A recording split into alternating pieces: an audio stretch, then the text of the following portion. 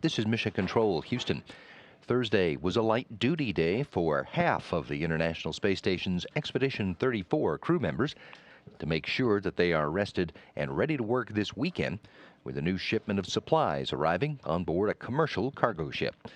Station Commander Kevin Ford and flight engineers Chris Hadfield and Tom Marshburn had their regular exercise sessions today, but little else on their schedules in advance of the targeted Saturday arrival of the Dragon cargo ship. The second operational flight of the vehicle from SpaceX remains on target to launch from Cape Canaveral Air Force Station on Friday morning at 9:10 Houston time. It'll be carrying 1,200 pounds of science experiment materials and crew supplies.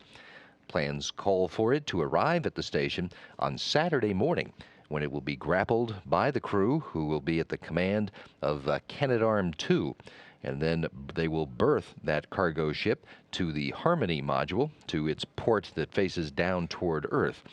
The schedule calls for the hatch to that new cargo ship to be opened on Sunday for the crew members to start unloading. Chris Hadfield did have some work today. Before his interview event with the Canadian television network CTV's Canada AM program in Toronto, Hadfield completed pre-packing of items that are going to return to Earth on Dragon. The plans call for 2,300 pounds of equipment and experiment samples to be brought back to Earth March 25th, when the Dragon's spacecraft splashes down in the Pacific Ocean. Today, Tom Marshburn set up a high-definition television camera in the Destiny laboratory so that it can send images of the robotic workstation monitors to the mission control centers so that the ground can see what the arm operators will be seeing while they're at work. The arm operators, Ford and Hadfield and Marshburn, will actually be working from the robotics workstation in the cupola module. The camera that Marshburn is setting up today will be shooting the monitors on the backup robotic workstation, which is located in the Destiny laboratory. Marshburn and Ford each also took time on Thursday to use the station's amateur radio to talk with school students on the ground. For Ford, so the students were in Avon, Connecticut. For Marshburn, the students are on the ground in a suburb of Athens, Greece. Thursday, a regular workday for the Russian segment crew members.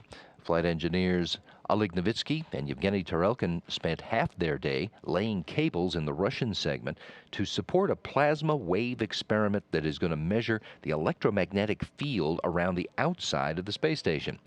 The exterior hardware for that is going to be installed during a spacewalk that is planned for April and will be conducted by flight engineer Roman Romanenko and Pavel Vinogradov. Vinogradov is due to arrive at the station in late March, along with flight engineers Alexander Mazurkin and NASA astronaut Chris Cassidy. Roman Romanenko occupied most of his morning on Thursday taking surface samples in the Russian segment and then science experiment operations in the afternoon. Novitsky was busy stowing items destined for disposal into one of the Progress ships that's docked to the Russian segment, and Tarelkin did maintenance work and shot scenes for a Russian television documentary about the station's payload operations.